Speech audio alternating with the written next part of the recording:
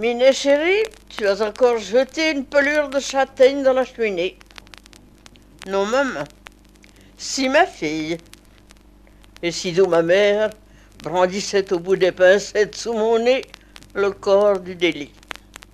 Mes cendres, souillez mes précieuses cendres de pommier, de peuplier et d'orme. Et la lessive alors. Mais je t'ai dit 20 fois, ce n'est pas par irrévérence que je n'écoutais pas la suite, qui m'était connue. L'attention d'un enfant obéit au plus averti de ses sens, et déjà le mien, c'était l'odorat. Ma mère venait à peine de prononcer le mot lessive que je croyais respirer la douceâtre odeur des cendres dans la buanderie. À intervalles réguliers, la femme de lessive versait sur le lit de cendre un broc d'eau bouillante qu'elle filtrait dans la masse du linge.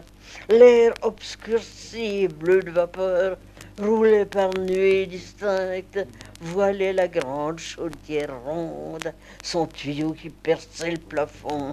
Énorme, cuirassée de toile, la femme de lessive allait flottant d'un mur à l'autre, au mépris, semblait-il, des lois de la pesanteur.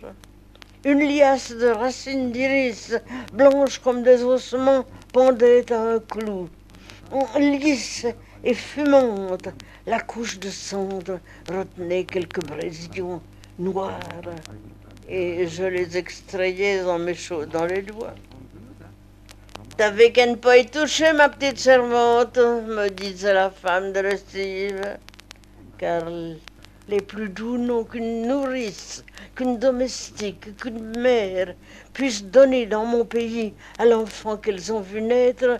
C'est ma petite servante et ma petite compagnie. Je t'ai dit 20 fois, continuait Sido, que le tanin contenu dans les pelures de châtaigne tache en jaune le linge. Et quand apprendras-tu, sinon maintenant, les choses qu'une femme doit savoir? Quand je serai mariée, répondais-je sottement. L'effet d'une telle réplique sur Sido, ma mère, dépassait mon attente. Ses lunettes de lointain lui tombaient des yeux. Elle saisissait son face à main, raccommodée avec des fils de fer, le braquait sur moi comme pour être sûre qu'un maléfice issu de la réponse ne m'avait pas déjà remise, âgée de 15 ans seulement, au bras d'un ravisseur. Charmant, s'écriait-elle, tu tiens de ton père le goût de la plaisanterie délicate. Mais ça n'est pas une plaisanterie, maman. Je pense que je me marierai. Tu t'es bien marié 2 fois, toi. Faites ce que je dis et non ce que je fais, citait Sido, sentencieuse. Ben, si papa t'entendait, je l'entends, disait une voix mâle et magnifique derrière le journal Le Temps déployé. Et il ose prétendre qu'il devient sourd, murmurait ma mère, avec indignation. Lui donnais-je beaucoup de soucis? Peut-être oui, peut-être non.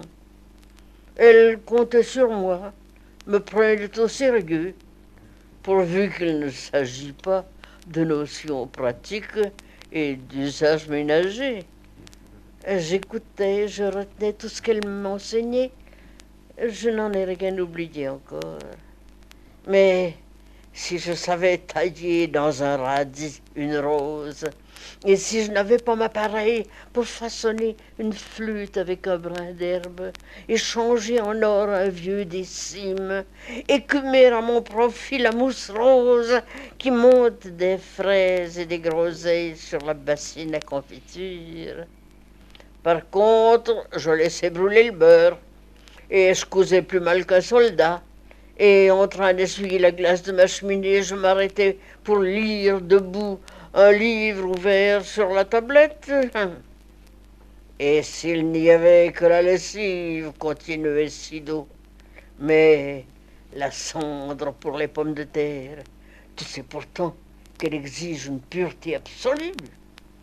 La cendre pour les pommes de terre reposait, comme si ce fût celle d'un héros, dans une urne.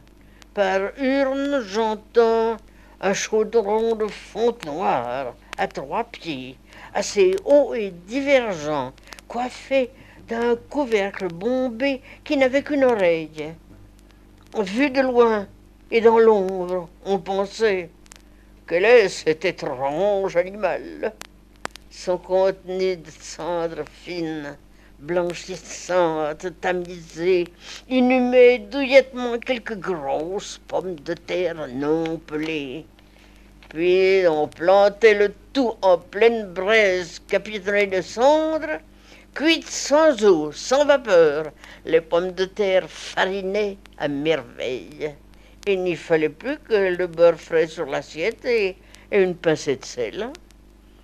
Sous leur peau poudreuse, je trouvais plat de résistance et dessert, car je mêlais aussi à leur chair friable de la marmelade de pommes très sucrée. À même la cendre mollissait également les betteraves rouges, et amis de la mâche en salade. Puisque tu ne rêves que de me quitter, disait Silo, va me chercher la mâche et prends le couteau qui a un bourron. Elle ne me l'ordonnait pas 2 fois. Je dévalais la rue déjà que Sido, sur le seuil, criait les derniers conseils urgents. Ne passe pas par les prés du petit moulin, ils sont inondés. Ne va pas du côté de Thury, il y a des voitures de bohémiens. Surtout, reviens avant la tombée de la nuit.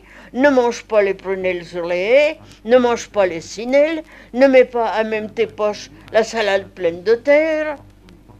Hors de vue, je haussais furieusement les épaules et je me demandais si ma mère se rendrait compte un jour que j'atteignais, autant dire, 15 ans.